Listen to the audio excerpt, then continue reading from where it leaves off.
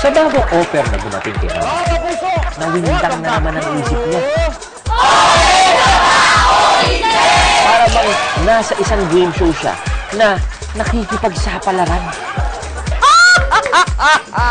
Mama A, kanina bago mag-break, hindi mo nasagot ang aking tanong. Kung tatanggapin mo ba ang offer ni Don Lucio sa bahay mo o hindi.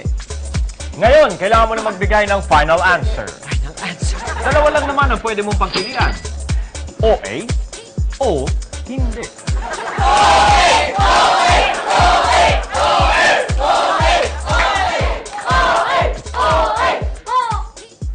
Ang ibig sabihin, pag sinagot mo OA, tinatanggap mo ang offer ni Don Lucio. Kapag hindi naman, ibig sabihin yan ay iyong tinatanggi. Kaya Mama A, tatanungin kita ulit. OA o hindi?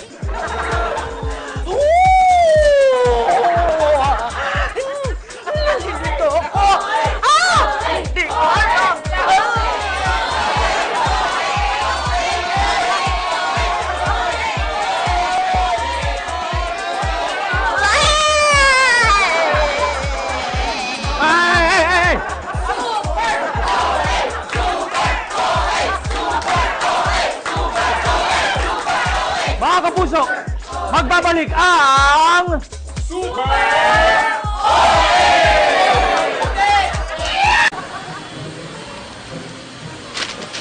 Kapag ba natuloy ang pagbenta ng bahay na ito ng nanay mo, sasama pa ba tayo sa paglipat niya? Eh, kung gusto pa naman niya tayong kasama, bakit hindi, di ba? Ikaw ba? Kapag ba sinabi kong ayoko na magagalit ka sa akin? Hindi, kasi yan naman ang gusto mo eh. Tsaka ang totoo niyan, noon pa man dapat wala na tayo dito eh. Ano kasi, alam mo, kuminsan kasi, naririndi na talaga ako sa ka-OA ng nanay mo. Ikaw lang ba? Ako rin naman eh. Ha? Ganon, ha? Rinding-rindi na kayo sa ka-OA ko?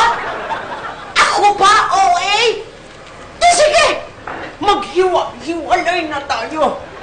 Pagkatapos ng lahat ng ginawa ko sa inyo, sige! Lumayas na kayo sa pamamahay ko.